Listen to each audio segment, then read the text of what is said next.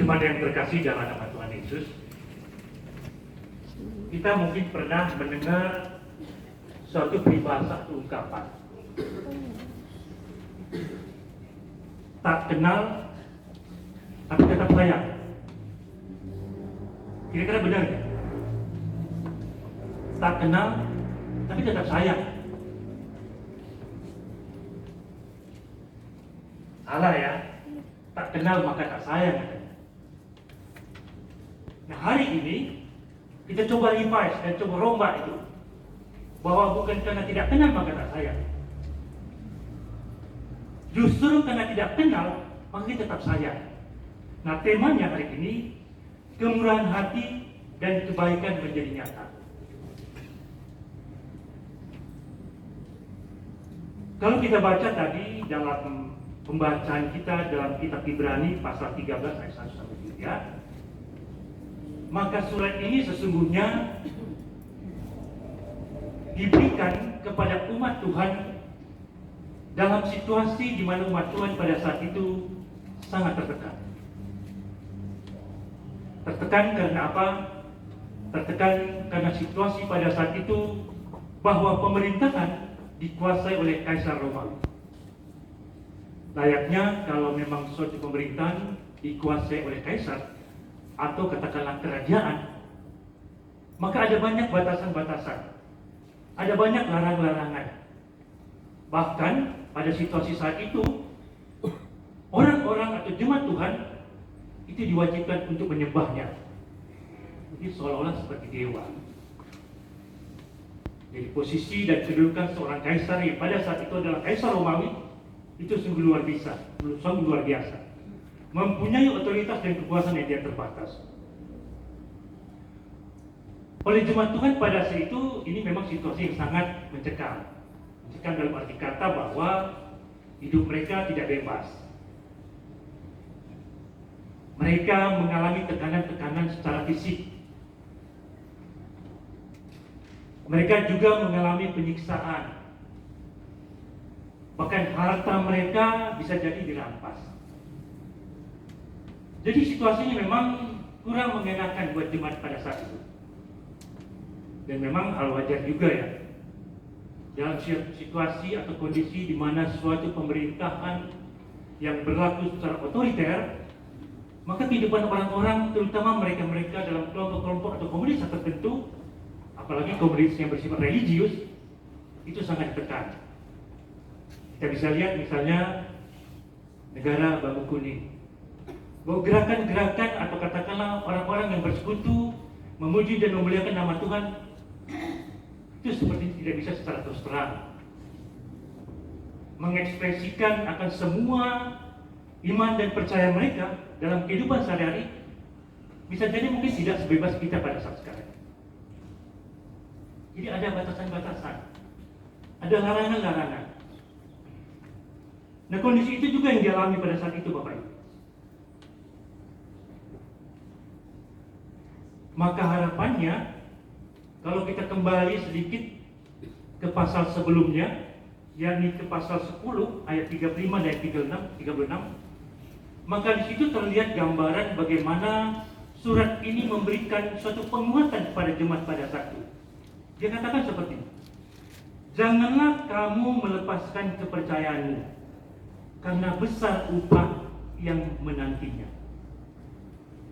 Ini suatu pernyataan yang dinyatakan dalam surat kepada jemaat pada saat itu, yang memang kondisinya oleh umat Tuhan benar-benar tertekan, sehingga diharapkan mereka tetap kuat dan tidak melepaskan kepercayaan, karena sudah ada janji yang datang atau akan diberikan kepada umat Tuhan.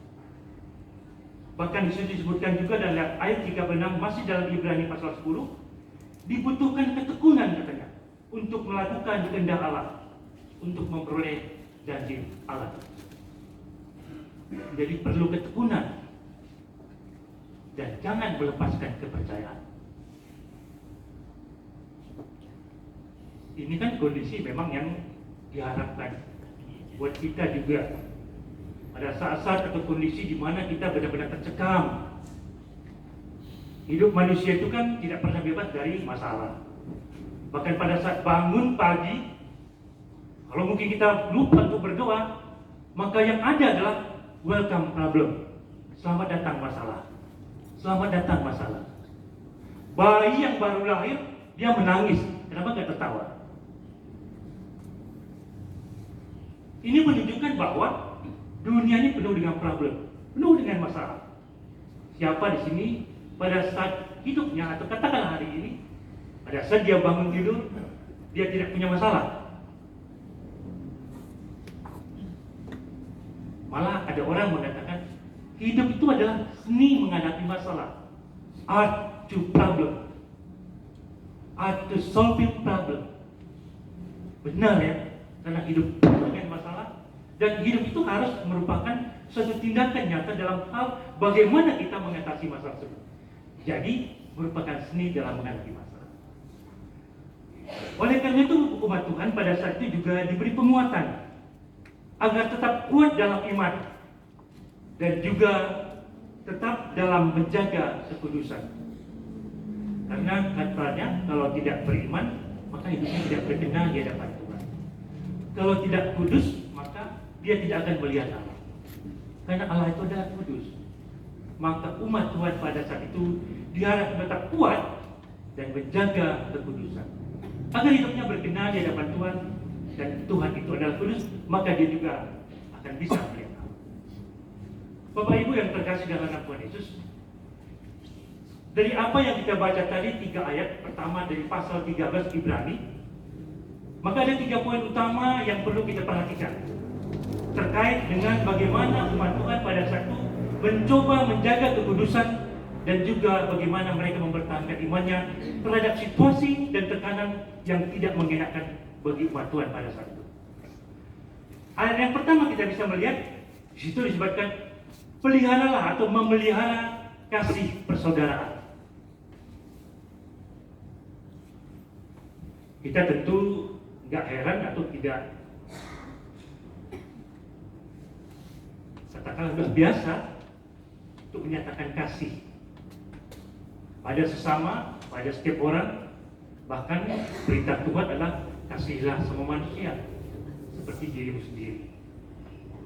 Tapi di sini ditekankan dalam surat tersebut, peliharalah kasih persaudaraan. Dan dalam menjalankan kasih persaudaraan ini ada satu kriteria utama yang bisa kita pegang. Apakah memang kasih itu benar-benar yang harus kita jalankan? Karena ada juga perbuatan-perbuatan baik yang seharusnya tidak yang berkenan. Contohnya, buat seorang pelajar, pada saat temannya menghadapi kesulitan, menghadapi ujian, dia memberikan contekan. Itu kan perbuatan kasih, memberikan bantuan. Tapi apakah benar? Tidak. Maka ukuran daripada kasih persaudaraan atau kasih sesungguhnya adalah kebenaran di dalam Tuhan. Inilah yang kita pegang sebagai key performance index atau ukuran yang bisa kita pakai sebagai standar dalam kita memberikan bantuan, dalam kita menyatakan kasih kita kepada orang lain. Kalau bantuan atau kasih tidak berdasarkan kebenaran Tuhan, itu bukan kasih. Bisa jadi itu penipuan, bisa jadi itu merupakan suatu usaha atau upaya untuk menjebak dan sebagainya. Oleh karena itu, kasih persaudaraan dalam hal ini, ukuran dan kriteria adalah kebenaran Allah. Bapak Ibu yang terkasih dalam Tuhan Yesus, kasih persaudaraan itu kalau kita lihat dalam bahasa Yunani disebutkan Philadelphia. Phile ada berasal dari kata phileo atau philia, kasih, dan adelphus, saudara. Jadi kasih persaudaraan, kasih yang kita nyatakan kepada orang lain, yang kita anggap sebagai saudara, yang ukurannya adalah kebenaran Allah. Jadi kalau bukan berdasarkan ukuran kebenaran Allah, jangan sekali-sekali itu menyatakan kita mengasihi. Atau misalnya belakangan ini semarak orang-orang yang tertangkap karena menyalahgunakan akan kekuasaannya. Mungkin dengan kekuasaannya itu dia beroleh sesuatu yang lebih daripada orang lain. Dan akhirnya dia memberikan sesuatu itu kepada gereja. kepada lembaga-lembaga tertentu yang bergiat di bidang web sosial, dan akhirnya ketahuan. Ini menjadi tanda tanya. Memang pada saat kita menerimanya kan kita tidak menanya dari mana asalnya atau dari mana sumbernya. Tapi di sini kita perlu hati-hati. Jangan sempat ini menjadi suatu jebakan Batman buat kita yang menerima suatu uluran kasih dan tindakan kasih dari sesuatu atau lembaga. Itu buat dari orang tertentu.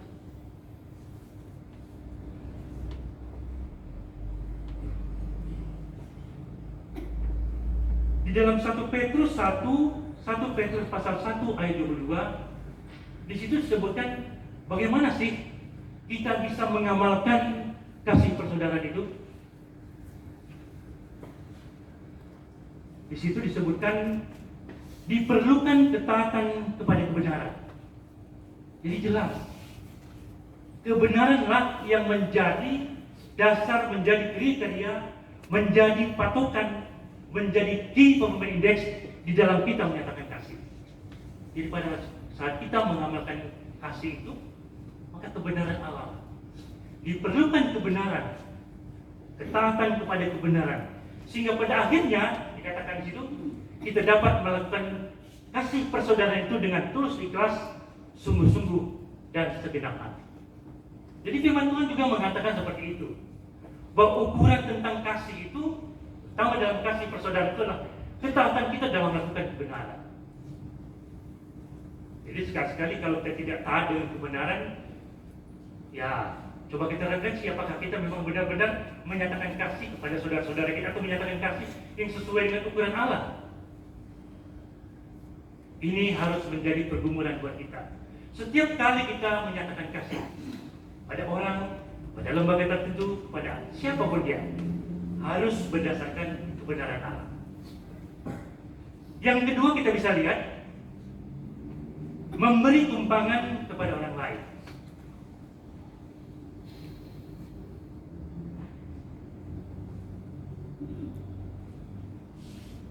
Bapak Ibu, pada situasi saat itu ada banyak orang atau sekelompok orang yang melakukan perjalanan jauh. Karena belum sampai ke tempat tujuannya, mereka terpaksa mencari rumah penginapan. Atau kalau di sini biasanya disebut juga rumah singgah. Nah, rumah penginapan ini diperuntukkan buat mereka-mereka yang melakukan perjalanan jauh seperti saya katakan tadi, dan buat jemaat pada saat itu supaya benar-benar responsif. Setiap kali misalnya ada orang datang ingin bertamu atau orang datang ingin mendapatkan tumpangan. Kenapa? Kok jemaat harus responsif pada saat itu? Karena tamu yang datang bisa jadi itu merupakan cara Tuhan menampakkan dirinya. Kita ingat bagaimana Abraham bertemu dengan 3 orang yang dia tidak kenal di Mamre. Apa yang dilakukan oleh Abraham? Dia menjamu, dia menerima dengan penuh ramah, dengan penuh kesopanan, seolah-olah tamu tersebut adalah tamu kehormatan. Semua kebutuhan tamu yang 3 orang yang tidak kenal itu dia siapkan. Seolah-olah seperti sahabat atau teman yang baru datang dari jauh berkunjung. Justru melalui 3 orang inilah Tuhan datang kepada Abraham dan Sarah. Maka pada saat tertentu dia mengatakan, tahun depan kamu akan melahirkan seorang anak laki-laki. Siapa yang menduga dalam usia Abraham dan Sarah yang begitu tua, tapi tidak muda, Tuhan mengatakan akan lahir seorang anak. Justru melalui 3 orang tamu, situlah penampakan yang diberikan Tuhan kepada Abraham pada saat itu. Jadi Bapak Ibu, kalau kita kedatangan tamu atau ketemu dengan orang-orang tertentu yang mungkin menurut anggapan banyak orang tidak layak, perlu kita berpikir juga, jangan-jangan Tuhan menampakkan diri. Kalau kita tolak, hilang berkat Tuhan buat kita. Coba kita bayangkan bagaimana Abraham ketemu 3 orang tersebut dan dia tidak menjauh dan dia tidak menganggap bahwa orang tersebut tidak ada dan dia menolak, maka dia tidak akan menerima atau tidak akan mendengar suatu berita tentang mujizat yang terjadi pada Sarah. Ada tiada yang tidak mungkin di hadapan Tuhan. Jadi harapannya siapapun dia yang ketemu dengan kita, sekalipun memang tingkat sosialnya cukup di bawah, sangat rendah atau mungkin sangat memprihatinkan, janganlah menolak. Itu bagian atau cara Tuhan untuk bisa datang kepada kita, untuk menguji kalau boleh dibilang sampai sejauh mana kasih atau kemurahan hati kita boleh kita tampakkan kepada orang tersebut. Jadi Bapak Ibu, memberi tumpangan pada satu adalah merupakan satu keharusan dan diharapkan pada setiap jemaat atau umat Tuhan pada saat itu. Memberi tumpangan itu kalau dalam bahasa Yunani itu disebutkan philoxenia, kesediaan memberikan tumpangan. Tadi saya katakan bahwa rumah atau tempat tumpangan itu tak ubahnya seperti rumah singgah. Mungkin di kota Depok ini ada ya rumah singgah. Seperti misalnya rumah singgah yang ada atau dibangun oleh Rumah Sakit Hermina bersama dengan FIF Group dan juga oleh Pemkot Depok. Rumah singgah ini letaknya mungkin dekat Rumah Sakit Hermina. Fungsinya apa? Fungsinya adalah memberi kesempatan kepada pasien dan keluarganya untuk tinggal sementara. Kadang-kadang mungkin kalau kita datang ke dokter dan harus diwajibkan kembali datang, dan buat mereka-mereka yang rumahnya jauh, maka rumah singgah ini cukup berperan dalam hal meringankan biaya terkait dengan biaya hidup juga transportasi. Juga ada rumah singgah yang dibangun oleh Hope Worldwide Indonesia. Ini yang ada di Jalan Kembang, Lio, Pancoran Mas. Nah, rumah singgah ini fungsinya adalah sebagai tempat belajar dan juga bermain buat anak-anak. Juga ada banyak rumah singgah yang lain. Jadi sesungguhnya rumah singgah ini perannya adalah sebagai tempat tinggal sementara dalam hal di mana orang ingin melakukan berbagai aktivitas terkait juga dalam kehidupannya. Lalu yang ketiga Bapak Ibu, yang terakhir, di situ diingatkan dalam ayat ketiga, ingatlah akan orang-orang hukuman dan juga orang-orang yang diperlakukan sewenang-wenang. Di sini kita digugah akan empati kita dan bela rasa kita terhadap orang-orang yang mengalami tekanan atau orang-orang yang dipenjara. Mungkin kalau kita kaitkan dengan situasi sekarang, itu Komisi Diakonia sudah menjalankan program mereka untuk datang ke berbagai tempat atau ke penjara-penjara. Ini bagian daripada program gereja di bidang diakonia untuk juga berbela rasa dan menjalankan empatinya terhadap saudara-saudara kita yang terkurung, yang tidak bebas dalam melakukan hidupnya karena sesuatu dan lain hal melanggar hukum. Apalagi pada saat itu Bapak Ibu ya, namanya orang tertekan dan di bawah kungkungan yang begitu otoriter oleh Kaisar Romawi, maka kehidupan orang-orang tersebut jika berseberangan dengan pemerintah atau kaisar, hukumannya adalah kurungan. Belum lagi tindakan-tindakan terhadap sewenang-wenang dalam hal merampas hak dan harta. Ini menjadi tantangan pada saat itu. Sehingga pada saat itu empati dan bela rasa harus dikembangkan. Yang kita juga saat ini hendaknya kita harus berbela rasa dan mempunyai empati yang kuat terhadap teman-teman kita atau saudara-saudara kita yang mengalami tentu dalam hal ini seperti mereka yang terkurung, yang tidak bebas dalam melakukan hidupnya karena sesuatu dan lain hal. Dan juga bisa menerima Bapak Ibu ya, oleh teman-teman atau saudara-saudara kita yang baru keluar dari kurungan. Kadang-kadang orang-orang seperti ini dianggap sebelah mata oleh kita. Karena kita menganggap bahwa dia adalah orang-orang yang punya masalah dengan pemerintah, sehingga dia harus menjalani hukuman. Tapi pada saat dia bebas, kita seperti memandang sebelah mata. Siapa dia? Dia kan pernah melakukan kejahatan di mata kita. Dia pernah melakukan korupsi. Dia pernah melakukan pembunuhan. Dia pernah melakukan pelecehan seksual. Dia pernah melakukan tindakan yang amoral. Bisa apa dia begitu dia kembali ke dalam masyarakat bersama dengan kita?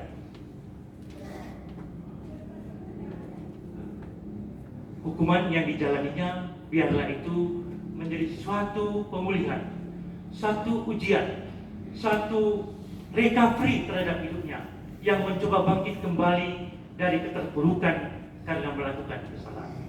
Maka selayaknya kita terima, kita accept, sebagaimana layaknya kita menerima orang-orang yang ada di sekitar kita. Jadi 3 hal inilah Bapak Ibu yang bisa kita temukan sesuai dengan firman Tuhan pada pagi hari ini. Lalu apa aplikasinya yang bisa kita lakukan? Sesuai dengan tema kita pada hari ini, kemurahan hati dan kebaikan menjadi nyata. Maka aplikasinya adalah bagaimana kita dalam hidup sehari-hari bisa menghadirkan kebaikan atau kemurahan hati kita dan kebaikan hati kita kepada sesama. Kisah tentang orang Samaria yang berhati itu bisa menjadi inspirasi buat kita tentang bagaimana kita mengasihi sesama kita. Bukankah kita ini sudah penuh dengan kesukacitaan, penuh dengan berkat dan anugerah yang diberikan oleh Tuhan? Maka selayaknya lah kita juga berbagi berkat dan anugerah dalam hal memberikan kasih kepada sesama. Jadi sekali lagi saya katakan, kita coba balikin, coba merevise bahwa tak senang, tak sayang karena tak kenal. Sekarang kita rubah, kita tidak kenal, kita tetap sayang pada mereka. Justru dengan kita menyayangi orang yang tidak kenal, itu merupakan tindakan kasih yang terpuji buat kita dan terpuji juga di mata Allah. Jadi Bapak Ibu yang terkasih dalam Tuhan Yesus, di dalam 1 Korintus 13 ayat 1 sampai 3, di situ dinyatakan bagaimana sih hidup manusia tanpa kasih. Sekalipun katanya aku bisa memiliki atau menguasai semua bahasa, bahkan bahasa malaikat sekalipun, tapi kalau tidak punya kasih, maka aku akan seperti gong yang berkumandang dan canak yang merincing. Sekalipun aku punya iman yang sempurna yang bisa memindahkan gunung dan punya pengetahuan apa saja dan karunia berkat dan apa saja, tapi jika aku tidak punya kasih, maka hidup aku tidak akan berkenan di hadapan Tuhan. Sekalipun aku bisa memberikan segala sesuatu kepada orang lain, bahkan merelakan nyawaku untuk dibakar, tapi jika aku tidak punya kasih, maka itu tidak akan berfaedah. Oleh karena itu, janganlah lupa berbuat baik dan berbakti kepada sesama, karena itulah yang berkenan di hadapan Tuhan. Terima kasih. Tuhan Yesus memberkati.